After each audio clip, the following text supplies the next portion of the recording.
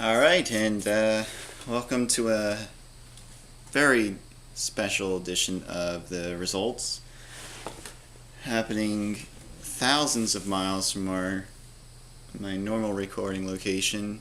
I'm going to apologize ahead of time for this lighting. It's pretty bad in here, but I actually did manage to go to some thrift stores, and I convinced one of my family members to take me to a flea market on Sunday.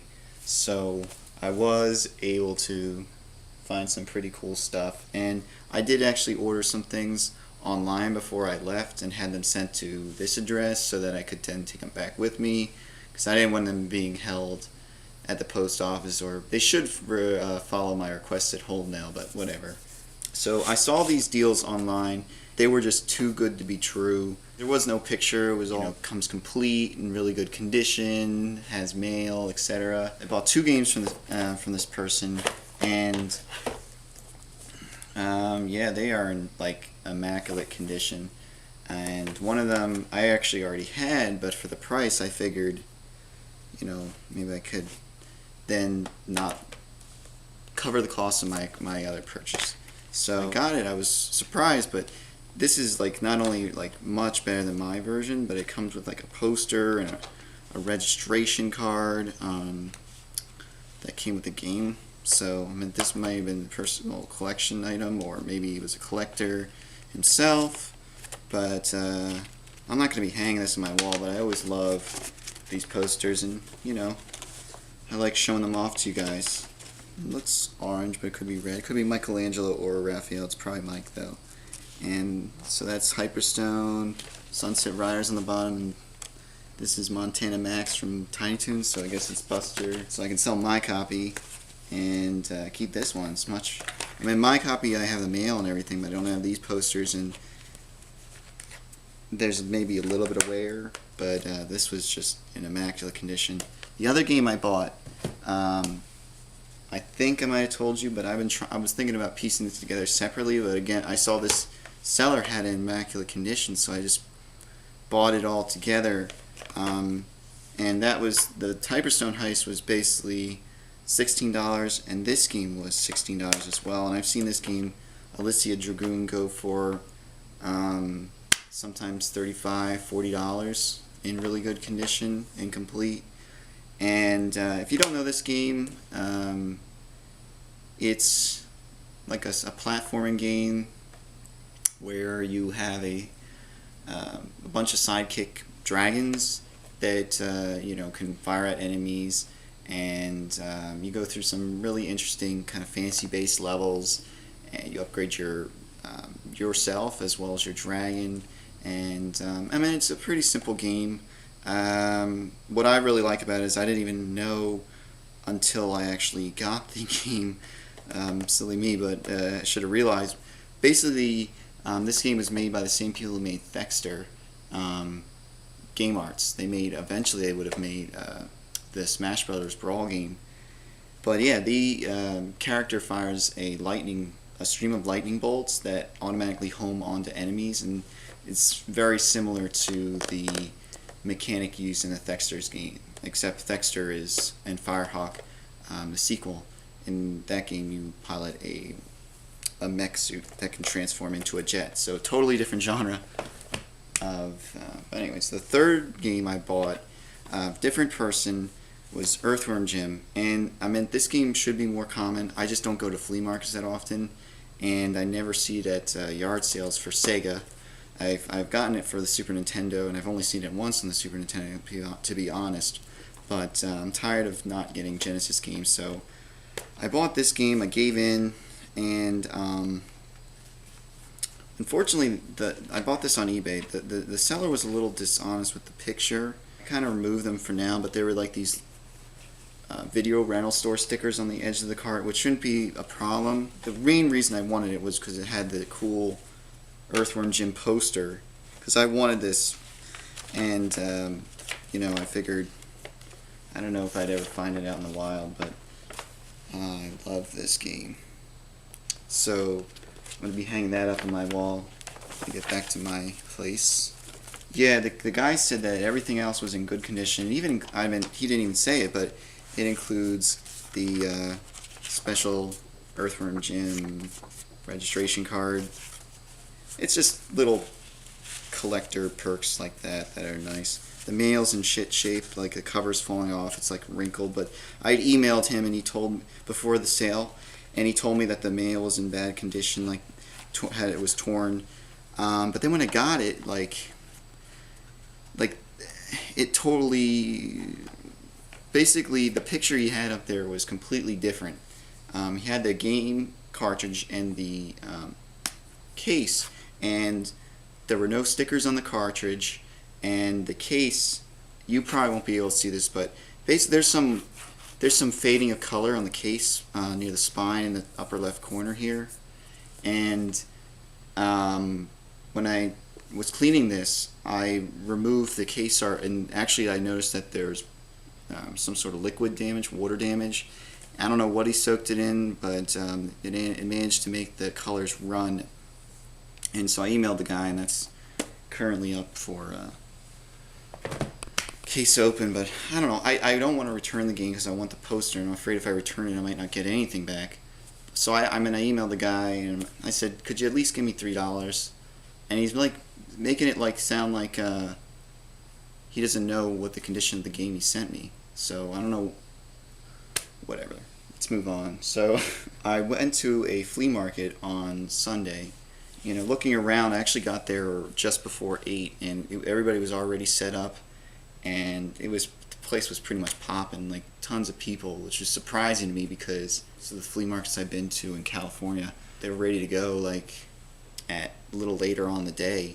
So I don't know, people around here must be anyways, whatever. I as I walk around the place, I figured that people wouldn't be selling for really good prices because compared to the flea markets I've been to on the West Coast, it's just really, everybody was clean and organized, and I figure that people like that are not going to, give their stuff away for decent prices. But I managed to find some good deals, and the last place I went to really saved the day in terms of everything. But the first place I found that actually had something that I wanted for a decent price.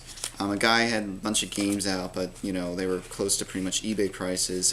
He had an empty Toe Jam and Earl box with its manual, but no game, and he wanted $10 for it. I wasn't willing to pay that, but I was digging through a bag of mails he had. I found this poster, which I thought was pretty cool. And I'm not the greatest fan of Toe Jam Earl. I never played the game back in the day, but I kind of want to come out on top in a flea market. I know that I'm going to lose money in a flea market. I'm going to spend more money, so I want to find something to sell later on and maybe recover some of the expenditure.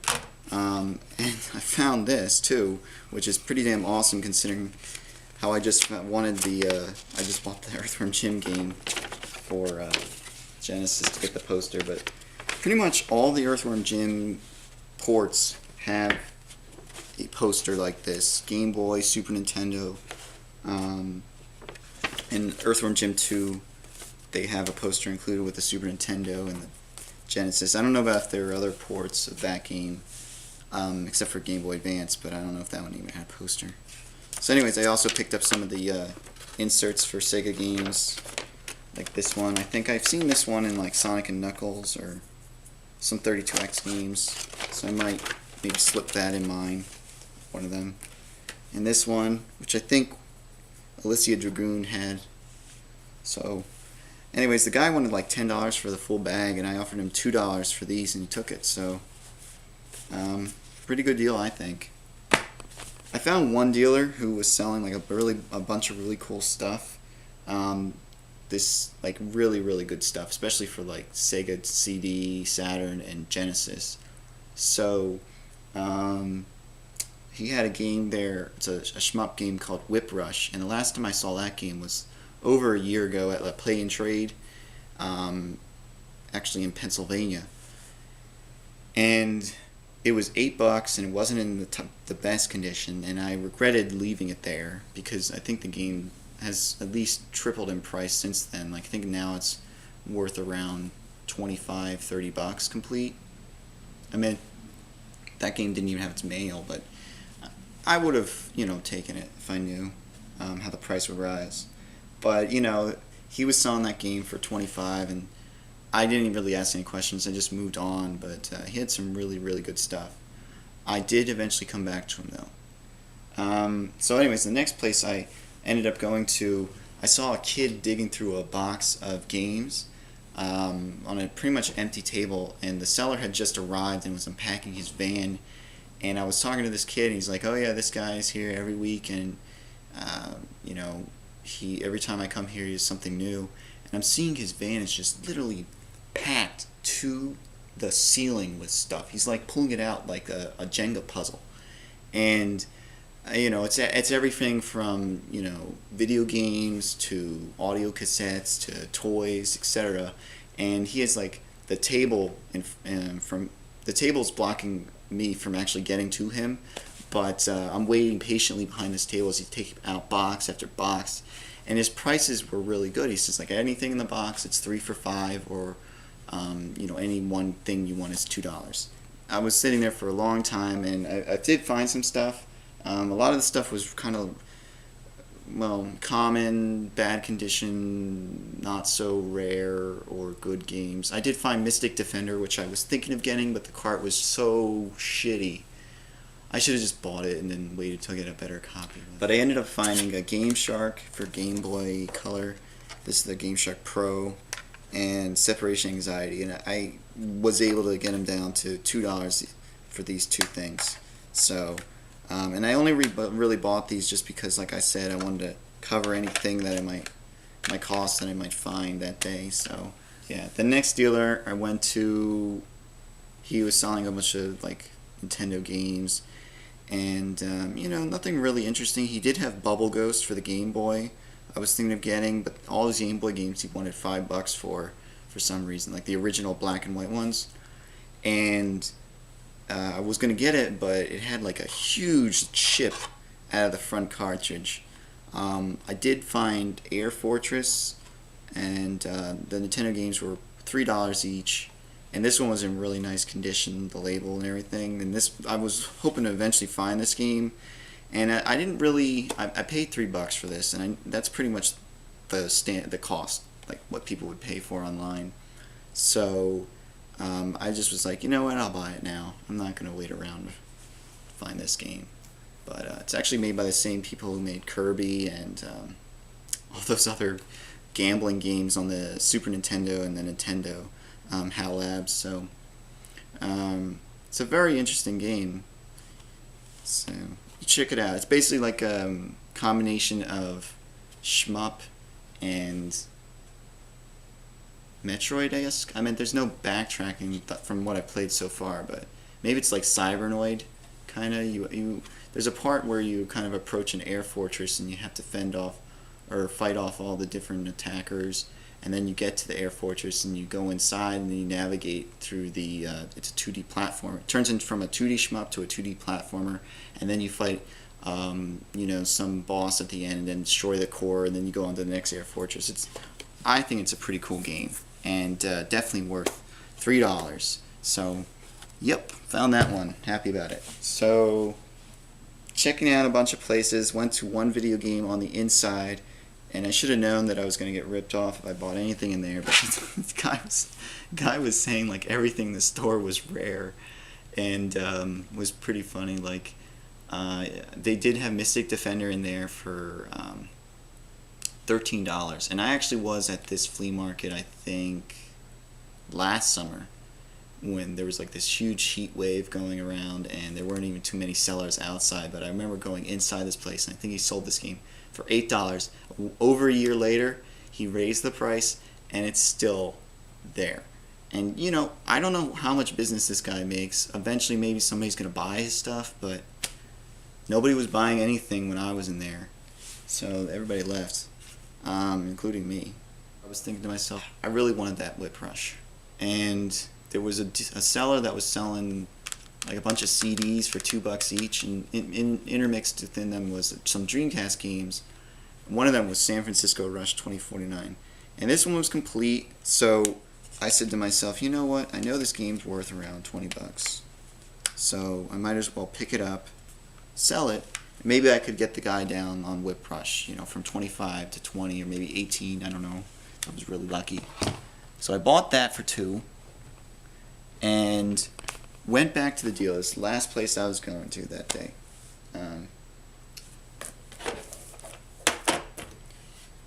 And while I was picking up this game and I was looking at all this other stuff, I mean, really, really good stuff. Really, you know, semi-rare games, semi-uncommon games, you know, like he had Guy-Rez complete in really nice condition.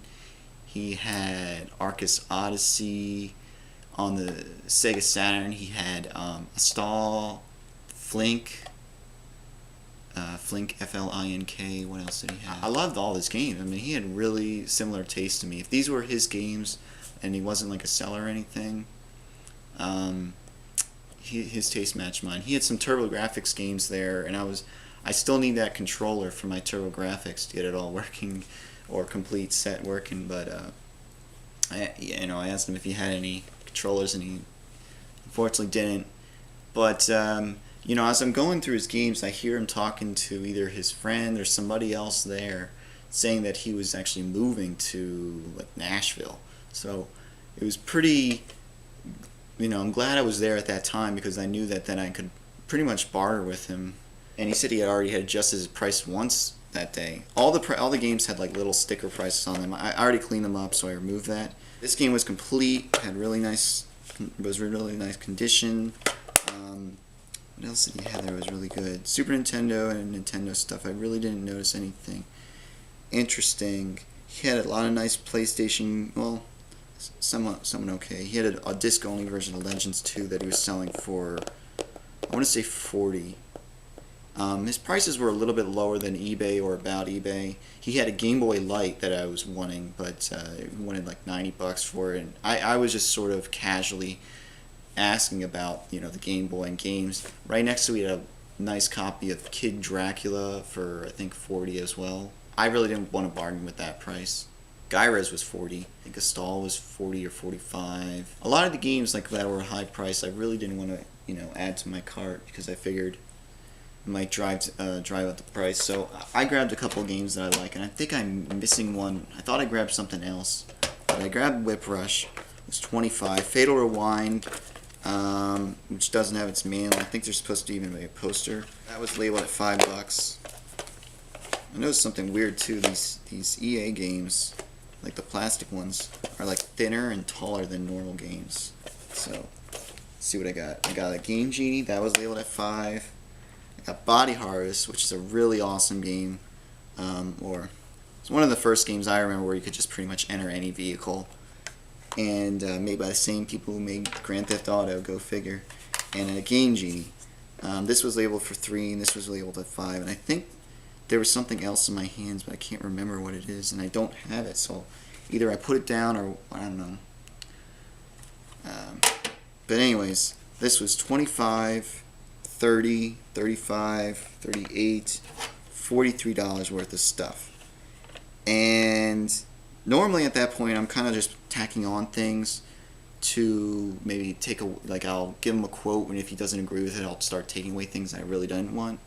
But I gave him a quote of $25, thinking it was like a really lowball offer from $43. I mean, that's $18. And he took it, so I was just like, well, shit, yeah, I'll take all this stuff for $25. Yeah, that was pretty much the last place I actually got anything. I found some other interesting things, like a Ninja Turtles case with like one of those old fold-out cases, like the Trapper Keeper. It's almost like the Trapper Keeper material. I'm not so much into collecting the figures. I left it there. So that's the results for this week, guys, and I hope you found some really cool stuff. I did, so yeah, you know the drill. Get out there and get hunting. Oh wait, I did want to add one thing. Like I said, I wasn't sure if I was even going to film while I was here, but I did want to possibly do a video showing my comic collection. It's small. It's pretty much one or two long boxes or half boxes. I don't know if any of you are interested in it, but I'm not even much of a comic collector anymore, but I love when I visit and I can check out my comics again. So hope you all have a great weekend, a great week, and find some really cool stuff.